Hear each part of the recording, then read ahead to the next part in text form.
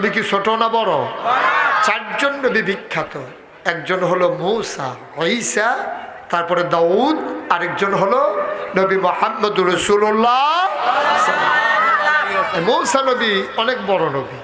আল্লাহ তাবারক ওয়া তাআলা দুনিয়ার ভিতরে যত নবী পাঠিয়েছেন সবার মেজাজ মর্জি দিয়েছেন দুই রকম। একদল হলো জালালি, আরেক দল হলো জামালি। একদল হলো নরম, আরেক দল হইল গরম। সবচেয়ে গরম নবীর নাম হলো মূসা। সুবহানাল্লাহ বলবেন না? উনি খুব রাগী ছিলেন। কাসেসুল কোরআন, কাসেসুল আম্বিয়া, দুটা কিতাব আছে নির্ভরযোগ্য কিতাব। সেখানে এসেছে মূসা নবীর জীবনীতে এসেছে মূসা আলাইহিস সালাম যখন রাগ করতেন, ওনার এত রাগ ছিল তো ওনার গায়ের পশমগুলা এই তার কাটার মতো আলপিনের মতো দাঁড়াই যেত। আমাদের দেশে যত রাগী মানুষ হোক তে থরথরাইয়া কাফে মুহ কথা লাগে, ধমক দিতে লোকে তার ঠুটো বেড়াইয়া বাড়ি হইয়া লাগে না, এইরকম আছে। সেতের ঠেলা তার শৈল কাফে, গাল কাফে, চোখ বড় হয়, কপালও গাম জমে। কিন্তু এইরকম সেতা মানুষ কি বাংলাদেশও দেখছে যে এবার সেতের লগে লগে এবার গায়ের ফসমডি আলপিনের মতো দাঁড়াই যায়, এমন দেখছে? কথা কয় না। দেখলে কইবেন, নইলে না কইবেন, অসুবিধা কি? দেখছেন এরকম? এইরকম কোনো মানুষ নাই। কিন্তু মূসা নবী ছিল এইরকম। উনি যখন রাগ করতেন তার গায়ের পশমগুলা দাঁড়াই যেত। উনি সবসময় দুইটা পাঞ্জাবি গাও দিয়ে আটতেন। তো আমরা তারা দিয়ে রাগ হইলে এই গরম লাগলে পাঞ্জাবি গাও দেয় না, খুললে আরে একবারে এই খান বংশের তারাও দেখবেন যে এই গরমের ভিতরে রাস্তার জায়গায় ঠান্ডা লাগানোর লেগে, তাইলে গরম লাগলে তো পাঞ্জাবি খুলনের না কথা এবার দুই পাঞ্জাবি গাও দেয়। কারণটা কি? কারণ হইল যে উনি যখন একটা পাঞ্জাবি গাও দেয় রাগের ঠেলায় পশমগুলো যখন দাঁড়াই যায় পাঞ্জাবির বাড়ি যায়, পাঞ্জাবির বাইরে দিয়ে আরেকটা গায়ে দেয় ঘুরনের লেগে। সুবহানাল্লাহ বলবেন না? মূসা নবীর এমন রাগ, ওনার কাছে আজরাইল এসে। আজরাইল কই গেছিল, যাইতে সময় মনে করছে নবী যখন এবার ওর লোক একটা দেখা দিয়া যায়। তো এই কথা মনে করিয়া যখন গিয়া ঢুকছে মূসা আলাইহিস সালামের সামনে দাঁড়াই দিছে। গিয়া কয় কেমন আছে? কয় আসি তো ভালোই, কিছু কইবা না? কয় কি কমু, আইলাম তো জিগাইলাম কেমন আছে। কয় যাইতে হইন না যাইও। এখন মূসার কাছে দিয়া যখন যাইতে ঠাস করে দিছে এক থাপ্পড়, চোখ খুললা ফুটে গেছে জমিনে, টোহাই উঠতে লিছে দৌড়। আল্লাহর সামনে গিয়ে চোখ হাত দিয়ে এটা লইয়া খেয়ে রয়েছে। আল্লাহ কয় কি তারা এখন হাত দিয়ে রাখছত কেড়ে? কয় যে এটা আসিল এটা নাই। কয় হেয়া তো কিতা? কয় এখনো আসিল যেটা সেইটা। কয় এই কাম তোরে কেডা করছে? কয় তোমার মুসাইদ করছে। কয় তুই কিতা করছ? কয় আল্লাহ হারাম। ওখানে গিয়া খেয়ে রয়েছি, কিচ্ছু কইছি না। বলে ভালো রে বিল্লা আমার। কয় যাইতে হইন না যে গেছি, পরে ঘি চালাইছে। কয় তুই কিচ্ছু করছ? তা কয় জি না। কয় কিছু সালাম টালাম দিসলানি? কাল্লা এটা তো মনে নাই। কয় জানটা যে লই আইসে আলহামদুলিল্লাহ পরে 33 বার জানটা যে লই আইসো তাইলে পানি আমার মনে করো। মুসার মতো নবীর সামনে গিয়ে সালাম দিতে মনে থাকে না, আবার এসে বিচার দিতে এখন হেলো জানতে কার সামনে গিয়া কিতা করে বইছে সালাম না তো তুই গেছ কীর্তি হেন। সুবহানাল্লাহ কয় না রে? এই মূসা নবী গরম নবী। এই মূসা আলাইহিস সালাম তুর পাহাড়ে গিয়ে আল্লাহর সাথে কথা বলতেন। রওনা দিছে তুর পাহাড়ের দিকে। যাইতেন উনি একটা জঙ্গলের ভিতর দিয়া, খুব মনোযোগের সাথে শুনেন। জঙ্গলের ভেতর দিয়ে তিনি তুর পাহাড়ে রওনা করছে। পাহাড়ে উঠে গিয়া তিনি একটা পাথরের আড়ালে দাঁড়াইয়া কথা বলতেন। সুবহানাল্লাহ বলবেন না? তো যখন জঙ্গলের মাঝে দিয়ে রওনা দিছে, দূরের থেকে তাকাইয়া দেখে ওই রাস্তার উপর একটা হরিণ দাঁড়াই রয়েছে। কি কি? একটা হরিণ রাস্তার উপরে দাঁড়াই রয়েছে। মূসা আলাইহিস সালাম মনে করছে হরিণটা বোধহয় আমারে দেখছে না, এই জন্য বোধহয় দাঁড়াই রয়েছে। তো মূসা আলাইহিস সালাম কাছে ইয়া গলা জাড়া দিছে। হরিণে আরো শক্ত ইয়া দাঁড়াইছে। মূসা মনে করছে কি তারে, হরিণ তো মানুষ দেখলে দাঁড়ানোর কথা না, এটা দৌড়ে না দিব। মূসা আলাইহিস সালাম কাছে কাছে গুজে জাড়া দিছে গলা। হরিণ আর যায় না, সামনে গেছে। পরে হরিণের জবান খুলে গেছে, ডাক দিয়া মূসার সালাম দিয়ে ফেলছে। সুবহানাল্লাহ বলবেন না? মূসা আলাইহিস সালাম কয় ঘটনা কি? কয় সকাল থেকে দাঁড়িয়ে রয়েছে, আপনি আইতে এত দেরি কিরে? কয় ঝামেলা আছে না, সাইডে আউন লাগে। কি ঘটনা কি? কয় মূসা আমরা তো এই জঙ্গলের ভিতরে থাকি, আমরা নিকৃষ্ট প্রাণী, আল্লাহ আমাদেরকে অবলা প্রাণী বানাইছে। এই জঙ্গলের ভিতরে আজকে অনেক দিন হয় বৃষ্টি হয় না। জঙ্গলের ভিতরে একটা খাল ছিল শুকাই গেছে, পুকুর ছিল শুকাই গেছে। এখন আমরা তো খালের পানি খাইতাম, পুকুরের পানি খাইতাম, পানি তো খাইতে পারি না। আমাদের ভিতরে যারা মা, এই প্রাণীদের ভিতরে মায়ের বুক পর্যন্ত দুধ পর্যন্ত শুকাই গেছে।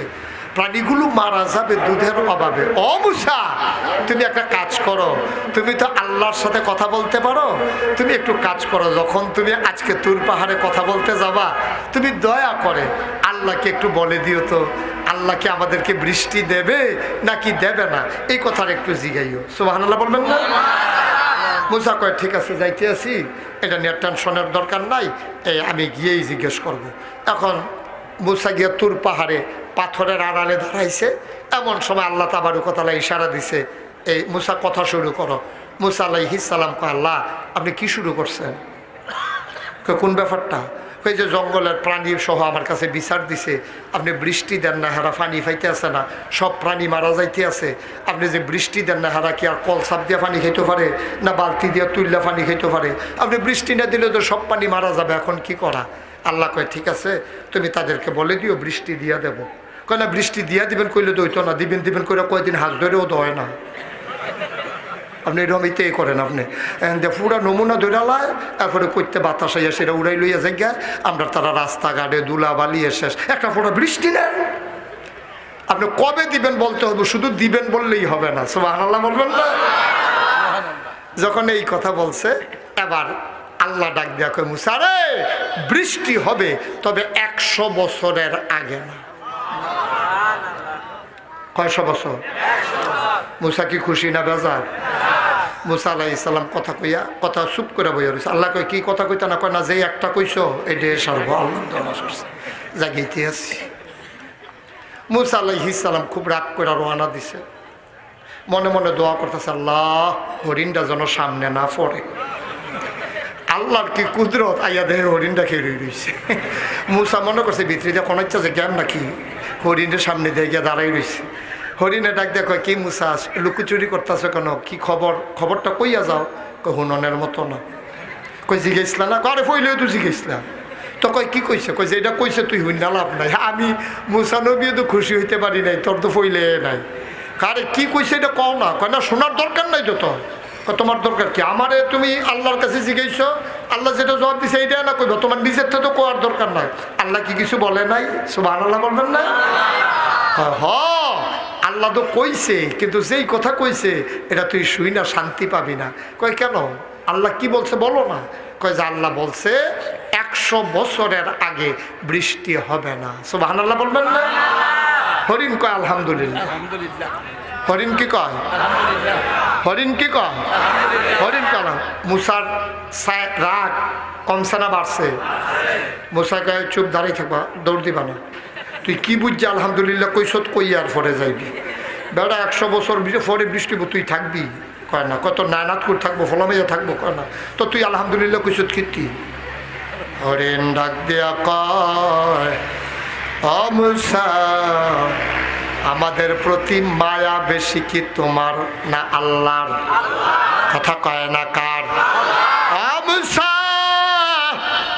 আমাদের প্রতি মায়া হইল বেশি আল্লাহর। তুমি এত মায়া দেখাইতে যাইও না। তুমি হইলা মুসা আর আমার আল্লাহ আমার রব্বে কারীম। তাফসীরের ভেতরে এসেছে আল্লাহ মায়াটাকে 100 ভাগ করেছেন, 99 ভাগ মায়া সবটা আমার আল্লাহ তার নিজের জন্য রেখে দিয়েছে। 99 ভাগ মায়া আল্লাহর কাছে, আর 1 ভাগ মায়া আল্লাহ 18,000 মাখলুকাতকে দিয়েছেন রে মুসা। এই 1 ভাগ মায়া পাইয়া তুমি এমনি মায়া আমারে দেখাও। 1 ভাগ মায়া একজনের অন্তরে আর কটুক পড়ছে, সামান্য একটু ছোঁয়াইছে, এটা পাইয়েই তুমি মায়া দেখাও। 99 ভাগ মায়া আল্লাহ তার নিজের জন্য রেখে দিয়েছেন। সুতরাং আল্লাহ মায়া করে বলেছে 100 বছরের আগে বৃষ্টি হবে না। শুনতে যেমনই শোনাক, হিসাব মিলুক আর না মিলুক, আমি বিশ্বাস করি আল্লাহর এই জবাবের ভেতরে কোনো না কোনো একটা লাভ আছে। এই জন্য আমি পড়ছি আলহামদুলিল্লাহ। মুসা মনে মনে কয় হরিণ বুঝলো, আমি তো বুঝলাম না, আমি তো আলহামদুলিল্লাহ বলতে পারলাম না। হরিণ তো ঠিকই আলহামদুলিল্লাহ বলল। মুসার মনটা বড় খারাপ, মাথা নিচু করে তার ঘরে ঢুকে গেলেন। মূসা ঘরে যাবেন, উঠানে যাওয়ার পরে দেখেন উত্তর পশ্চিম কর্নার অন্ধকার হয়ে গেছে। মৃদুমন্দ বাতাস শুরু হয়ে গেল, টিপ টিপ বৃষ্টির ফোঁটা শুরু হয়ে গেল। উঠান থেকে কোনো মতে দৌড়ে ঘরে ঢুকলেন। বৃষ্টির রিমঝিম বরিশন ধারা, একেবারে শুষ্ক জমিন, তপ্ত জমিন সুপ্ত হয়ে গেল। ধুলাময় পৃথিবী কত স্নিগ্ধ হয়ে গেল। গাছেরা মনে মনে হয় আনন্দে নাচতে শুরু করেছে। মূসা ডাক দেয়া কয়, আল্লাহ ও আল্লাহ, আমার এই শরমটা দিয়া কি লাভ হইল? তুমি কইলে 100 বছরের আগে বৃষ্টি হবে না, ঘর ঢুকতাম বললাম না, শুরু করেই নিছ। এটা কইলে দইতো দিলা কি আল্লাহ, কইলেই বা কি আল্লাহ বুঝলাম না। আল্লাহ ডাক দেয়া কয়, মূসা রে, মূসা 100 বছর পরেই বৃষ্টি হওয়ার কথা ছিল, কিন্তু এটা শোনার পরে হরিণ যখন বলছে আলহামদুলিল্লাহ আলহামদুলিল্লাহ শোনার কারণে আমি আল্লাহর প্রেমের দরিয়ায় ঢেউ শুরু হয়ে গেছে।